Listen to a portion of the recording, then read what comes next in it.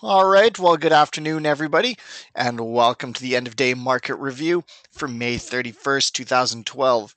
My name is Jason Waugh, one of the trainers and success coaches with Ideal Trading Lifestyle. I'll be walking us through today's presentation. Now, before we go ahead and get started with our agenda, we would like to give you guys this opportunity to quickly give this disclaimer a quick read. Once we're done, we'll go ahead and get going.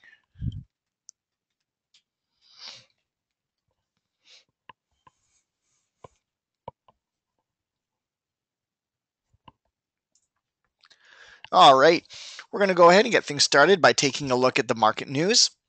As we're all very well aware, the markets are very influenced by what's going on a global scale. Right now, the biggest thing and the biggest influence on the US markets is what's happening with Greece and with the rest of the European debt crisis. Today, we saw that the markets did end up making a slight recovery after what looked like a pretty bad day. The gains came from some late trading on the financial sector.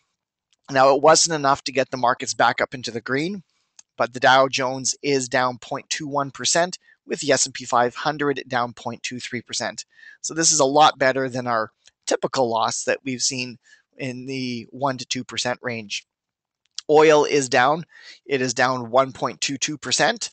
Seems like a lot, but when we compare that to yesterday's loss of 3.5%, this isn't as bad, though it is putting oil down to $86.75 per barrel.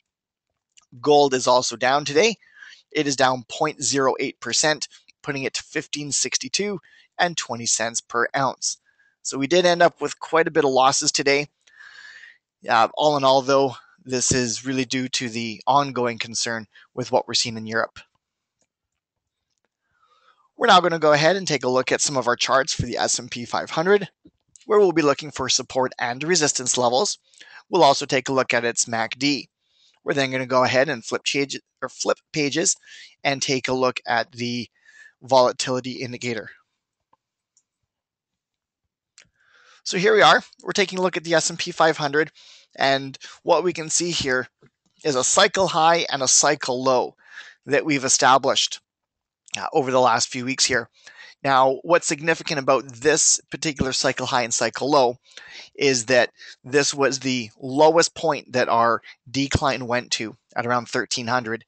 It is now going to be the level of support that we're going to be expecting to hold us up again. From that little rise that we've had over the last little bit, we managed to work ourselves up to the cycle high here, which is now the tight trading range that we can see the S&P 500 potentially trading within. What's important to take a look at here is whether it ends up making a new cycle high or a new cycle low. If we end up with a new cycle low, we can expect similar losses to what we experienced throughout the first portion of May.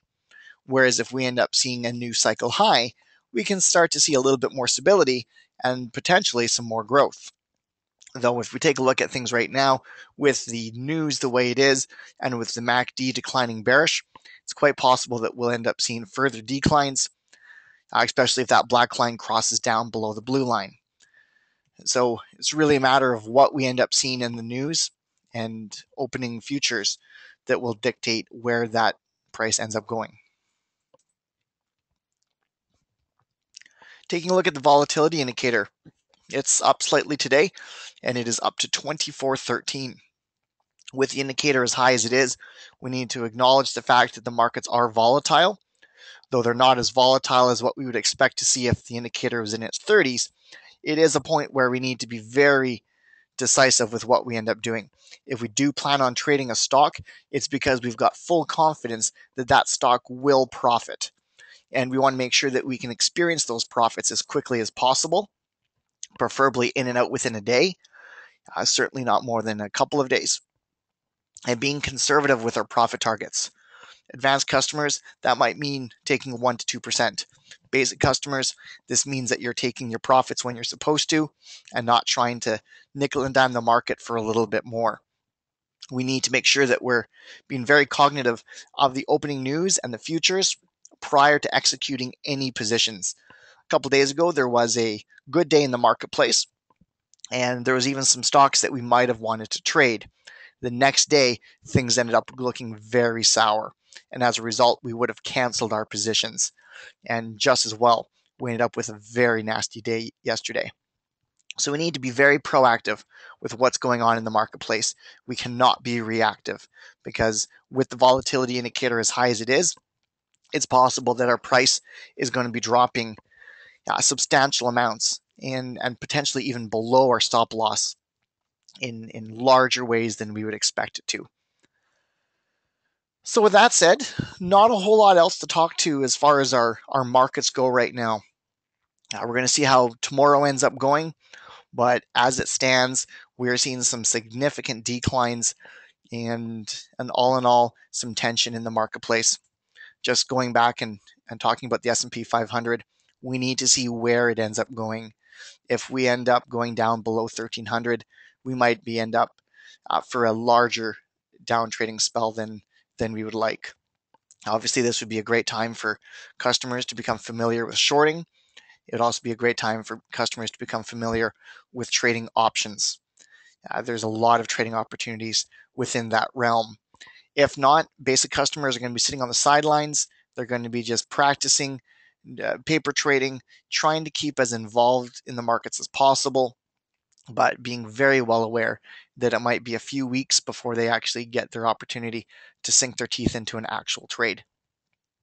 That said, we did have one stock show up on our watch list. I'm just going to go ahead and take a look at that.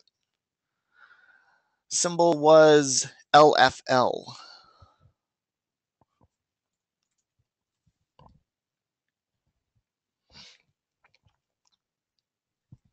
All right, just going to expand the size of our chart here.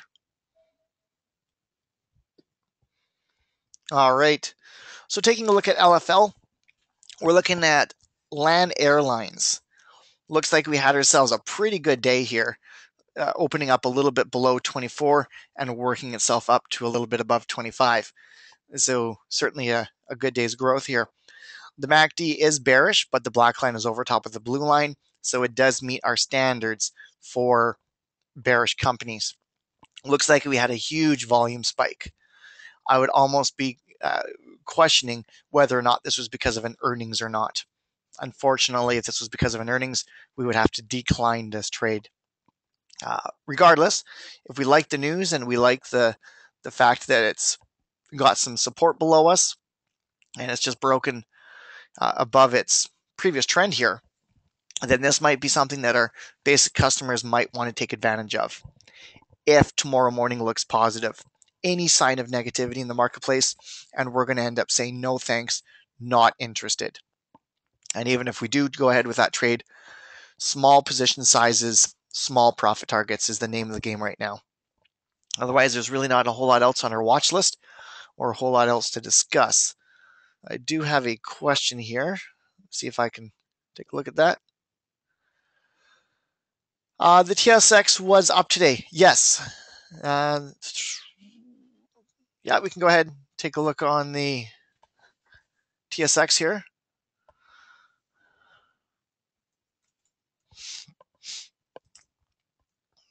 So the TSX is up today. The biggest thing with the TSX is it hasn't had a chance to really prove itself yet. We've got a cycle low, and this is just being speculative. We've got a cycle low, which looks like it could be higher, assuming we end up with a couple more good days. But we've got the cycle high right here. So what we would like to see is how much more the stock is going to go up. Is it going to go up to a previous cycle high? In which case, cool, we've got an uptrend. Or is it going to end up finding resistance and working itself back down? So we've got a lot of resistance that will be overhead there.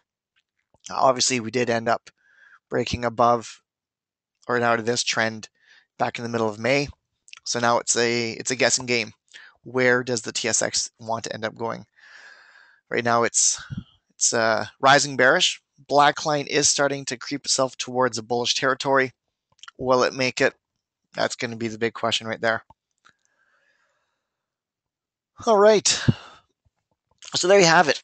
A couple of things to look at, a couple things to analyze for tomorrow. The LFL looks like it's a technically sound company today.